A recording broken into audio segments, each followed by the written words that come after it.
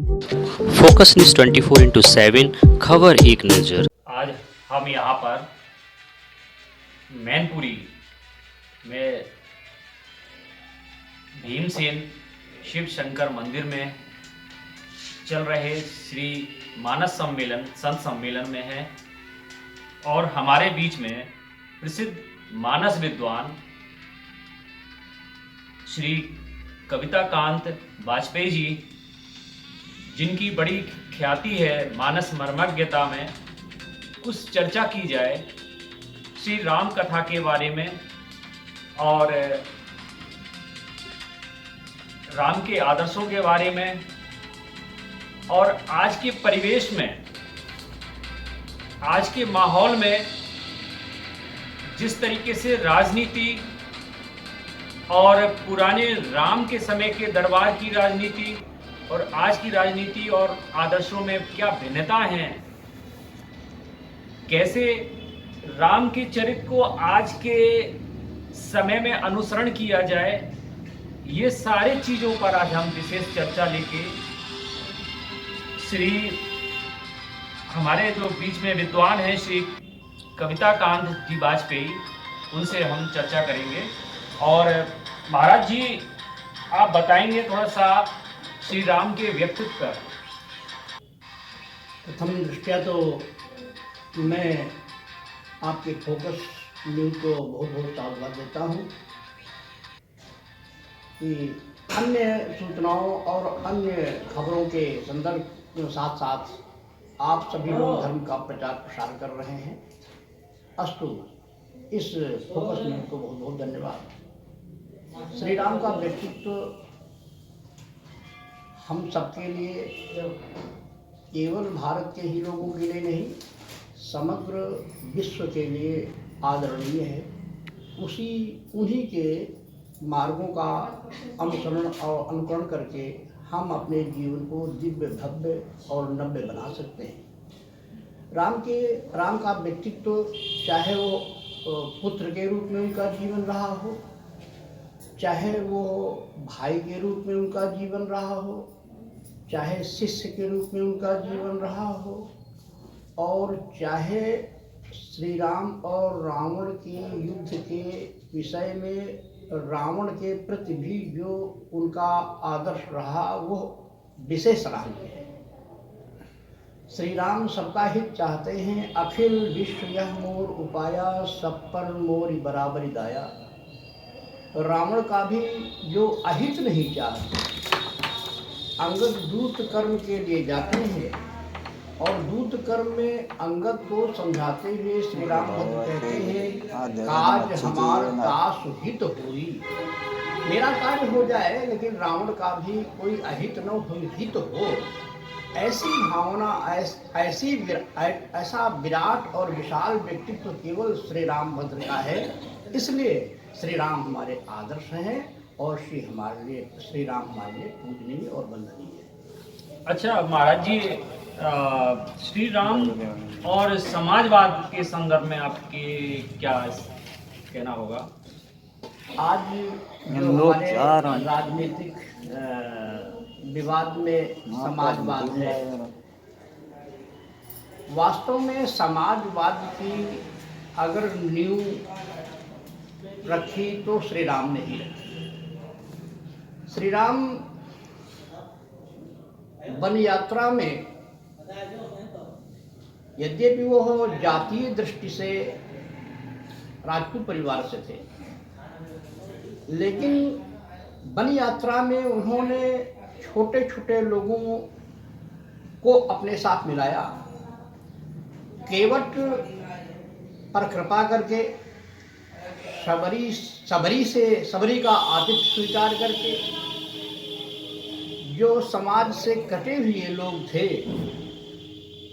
वनवासी, कोल और भीलों को भी उन्होंने अपने में मिलाया।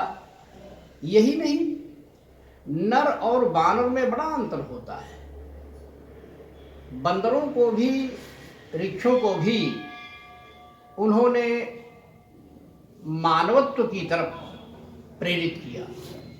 यही तो श्री राम और रावण का जीवन है। रावण ने मारीच को पशुता की तरफ प्रवृत्त किया, मृग बन जाओ, लेकिन पशुओं के रूप में हनुमता दिजे बानर वीरा, धरे मनोहर सकल शरीरा।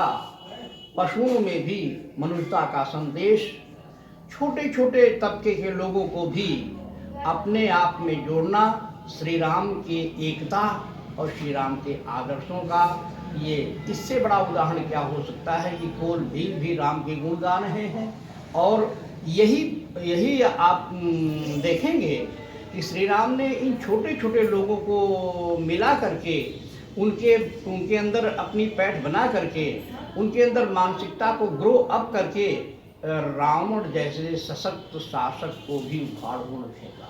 इसलिए समाजवाद की नींव अगर किसी ने रखी तो राम जी के द्वारा ही रखी। जी महाराज जी, अभी एक चीज और निकल के आ रही है कि आज श्री राम के नाम को कहा तो जा रहा है कि हमारा देश विश्व गुरु बनने की कगार पर है जी। और लेकिन एक ऐसा भी ग्रुप है कि जो राम को एक राजनीति से जोड़ रहा है और ये कह रहे हैं कि श्री राम तो केवल एक समुदाय वर्ग के हैं। तो क्या हमारी राष्ट्र की भावना क्या इससे आहत हो रही है कि या हमारा आपस में फूट डालने वाला कोई कुप्रथा ऐसे चल रही है कि हमारे राष्ट्र में फूट डालने वाली नीतियां भी चालू है, क्या ऐसा कुछ है? श्री राम के जीवन वृत्त को श्रीमान जी अगर हम ध्यान से देखेंगे, जिस समय 14 वर्ष के वनवास के पश्चात श्री राघव का आगमन अयोध्या होता है, तो एक बात आप देखेंगे कि श्री राम जी अयोध्या के परंपरागत सिंहासन पर नहीं बैठते हैं। जी। उनके लिए वशिष्ठ जी एक विशिष्ट सिंहासन को मंगाते हैं, रविशम तेज सो वरण न जाए, और उस पर श्री राम बैठते हैं। परंपरागत सिंहासन, जिस सिंहासन पर दशरथ बैठे थे, हरिश्चंद्र बैठे थे और या उनके पूर्वज बैठे थे, उस सिंहासन पर राम को नहीं बैठाया उन्होंने। इसलिए नहीं बैठाया कि तब तो वो अयोध्या के ही मात्र राजा होते। इसीलिए गोस्वामी जी कहते हैं कि भाई राम को केवल अयोध्या तक ही सीमित नहीं रखा जा सकता। राम का जो ये राज्य है, राम के जो विचार हैं वो जन जन के लिए हैं और समग्र विश्व के लिए हैं। इसीलिए जब राम राजा बनते हैं, सिंहासन पर आरूढ़ होते हैं, तो गोस्वामी लिखते हैं राम राज बैठे त्रैलोका, माने केवल अयोध्या में ही नहीं बैठे जी, वो केवल भारत के लिए ही नहीं बैठे, राम राज बैठे त्रैलोका, हर्षित भय गए सब शोका। तो जो आजकल जो चर्चाएं चल रही हैं, मार्ग सोई जाकह जो भावा, पंडित सोई गाजो गाल बजावा, कोई कुछ कहे, लेकिन हम अपने राष्ट्रीय संदर्भों में अगर देखेंगे तो श्री राम जी हमारे राष्ट्र के ही प्रतीक हैं। आप कहेंगे राष्ट्र की परिभाषा क्या हो सकती है, तो संतों ने कहा, विद्वान आप भी जानते हैं कि हमारे भारत राष्ट्र की सीमा बताई जाती है कि उत्तर में हिमालय है और दक्षिण में सागर है, ये राष्ट्र की सीमा है। तो क्या किसी ने पूछा क्या राम जी का व्यक्तित्व ऐसा है, तो गोस्वामी कहते हैं हिमगिर कोटि अचल रघुवीरा, एक हिमालय नहीं करोड़ों हिमालय के समान श्री राम का व्यक्तित्व है। और श्री राम का चित्त सिंधु कोटि सत सम गंभीरा, इतना गंभीर श्री राम के जीवन में है कि करोड़ों हिंद महासागर उनके इस विशाल और विराट व्यक्तित्व में समाये हुए हैं। इसलिए राम केवल राम समग्र विश्व के हैं। देखिए, अगर उनकी भगवत्ता की तरफ हम ध्यान देंगे तो भगवान जब आता है तो केवल एक के लिए नहीं आता है, वो सबके लिए आता है। इसलिए राम को एक सीमा की परिधि में, एक जाति की परिधि में और केवल भारत की परिधि में ही बांधना बिल्कुल बेकार की बात है।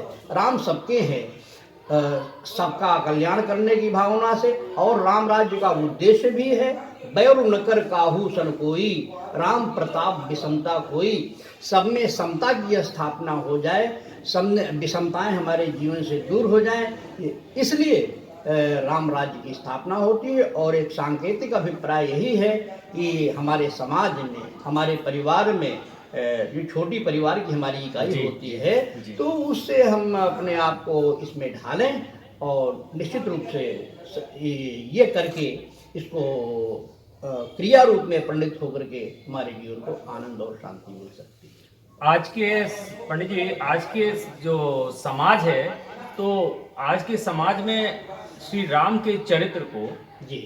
हम कैसे संदर्भित कर सकते हैं? श्री राम का चरित्र बड़ा आदर्श चरित्र है जी श्रीमान। जी जी चरित्र के विषय में केवल यही नहीं कहा जा सकता कि किसी पुरुष का किसी स्त्री से अनैतिक संबंध हो जाए तो चरित्रहीन हो जाए। जी चरित्र शब्द बड़ा ही व्यापक है। हम आपसे झूठ बोलें वो भी चरित्रहीनता है, हम आपसे बेईमानी करें, हम आपको धोखा दें और हमारे अंदर मानवीय मूल्यों का इतना ह्रास हो जाए, ये भी चरित्र के पतन में आता है। इसीलिए राम जी का चरित्र बड़ा आदर्श है। आप देखेंगे कि वन यात्रा में श्री राम जी जाते हैं तो कुछ भी नहीं है, एक भी पैसा उनके पास नहीं है, वैभव का कोई सामान नहीं है, लेकिन अपने चरित्र के बल पर और अपने संस्कारों के बल पे 14 वर्ष बिताया। अनेक बाधाएं भी आई, चाहे जंगल में शूर्पणखा के रूप में बाधा आ गई हो या अनेक अन्य सीता का हरण हो गया हो, लेकिन श्री राम जी अपने चरित्र से डगमगाए नहीं। श्री राम ने शूर्पणखा के निवेदन को केवल सुना ही है।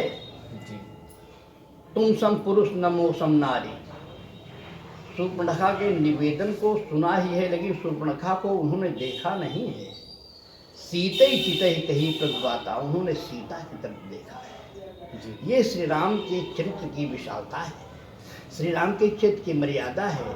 और वो अपने आप में स्वयं कहते हैं कि मोहि अतिशय प्रतीति मन केरी, जे सपने ऊपर नार न हेरी।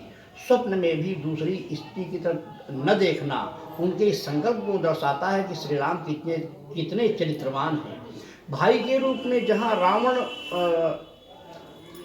कुबेर के यहाँ से संपत्ति का आहरण करता है, विमान का आहरण करता है, वहीं अयोध्या की विशाल संपत्ति, अयोध्या के राज्य को जो राजा बनने जा रहे थे, जिनका अभिषेक होने जा रहा था, ऐसे श्री राम जी अपने भैया भरत के राज्य का त्याग कर देते हैं। संपत्ति अयोध्या की इधर उधर बढ़ती है, बाद में भरत भी उसको स्वीकार नहीं करते हैं। ये राम का चरित्र रहा कि हमारा चरित्र अगर होगा उस काल में जिस समय श्री रामचरितमानस की रचना की गई, चरित्र बड़ा नीचे जा रहा था।